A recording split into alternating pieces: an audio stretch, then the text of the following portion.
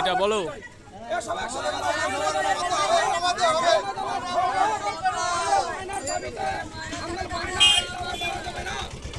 নদিয়ার স্বরূপগঞ্জ এলাকায় একটি বেসরকারি বিদ্যালয়ে লাগাতার ভর্তির ফি বাড়ানো নিয়ে অভিযোগ অভিভাবকদের।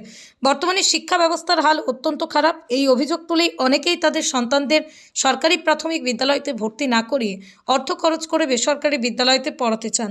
গ্রামেগঞ্জে মফস্বলে সরকারি বেসরকারি বিদ্যালয়ের মানেই তা বড় বড় ইংলিশ মিডিয়ামের হাতে তা নয়।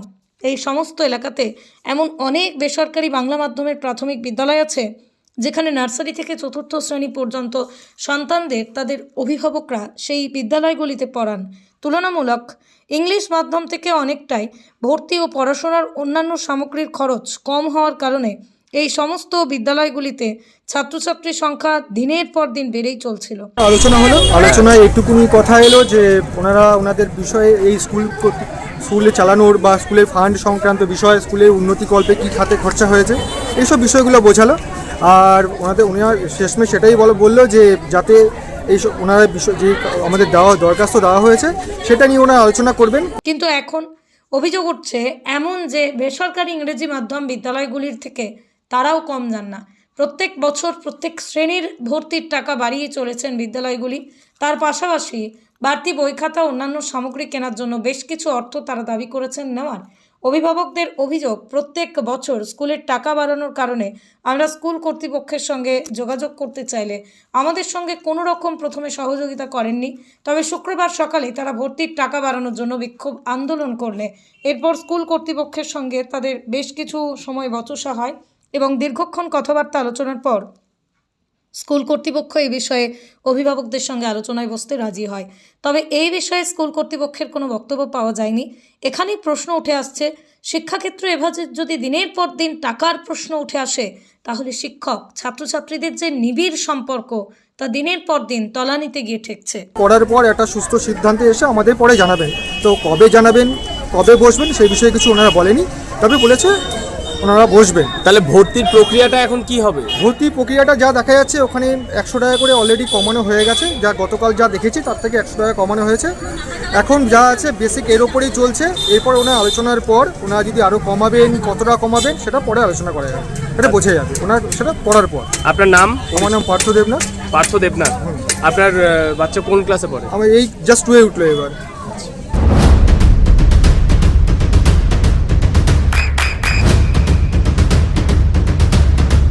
বৃষ্টিতেই স্বস্তি। বৃষ্টি অ্যাকোয়া, বিশুদ্ধ পানীয় জল। এই জায়গায় প্রতি বছর স্কুলে মায়না বাড়ানো হয়।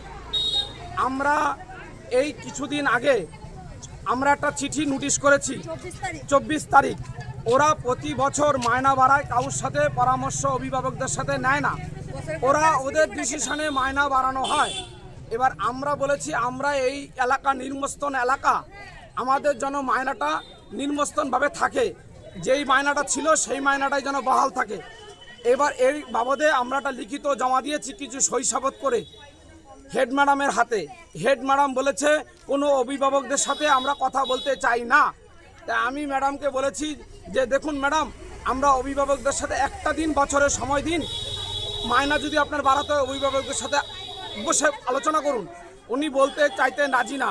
তাই আমরা অভিভাবকরা একসাথে হয়ে আমাদের একটাই দাবি যেন আগের বছরের মায়না যা ছিল সেই দায়নাই যেন থাকে। এখনো বলছে 50 টাকা বাড়ানো হবে। এইবার মায়না 1-এর বাচ্চারই 450 টাকা করে ফেলতে চায়। এবার আমাদের প্রতি বছর মায়না বাড়ালে আমাদের আমরা খুবই কষ্টজনক, আমরা পারছি না। আমরা চাই যেন আগের বার যে মায়নাটা আছে সেই মায়নাটাই বহাল থাকুক।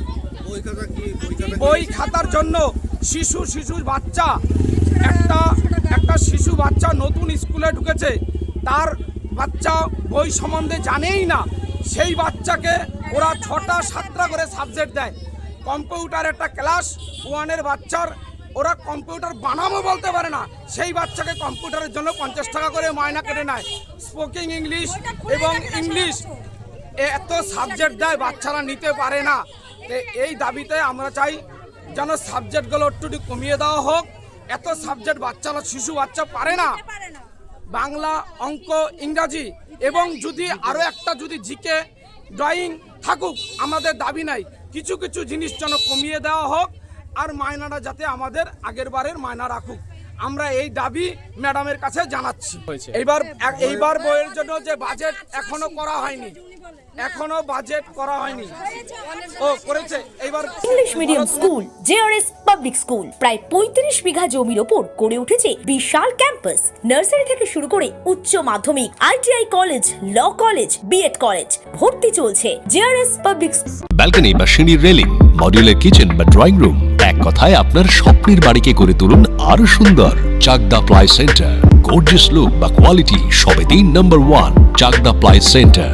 Chakdah ply centre, KBM, Chakdah, Nadia. করবেন কেন করবেন বুঝতে পারছেন না তো? সঠিক গাইডলাইন পেতে আজই আসুন নদিয়ার চাকদাতে Nivedita private limited. Nivedita private limited, marketing and distribution service. Chakdah aluminium centre, ply, কাঁচ, laminates, kitchen fittings, door lock, window ও অ্যালুমিনিয়ামের খুচরো ও পাইকারি বিক্রেতা।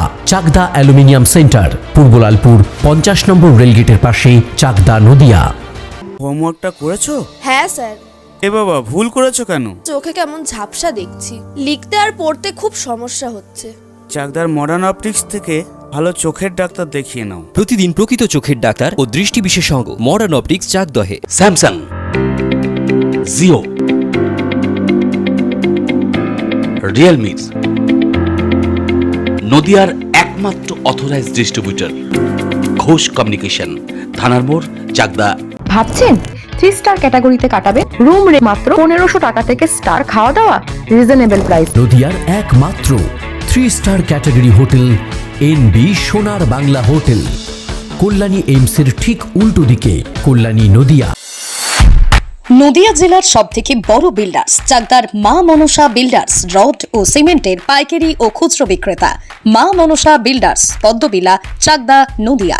রড কেনাকাটায় থাকছে ডিসকাউন্ট অফার। মা মনসা বিল্ডার্স,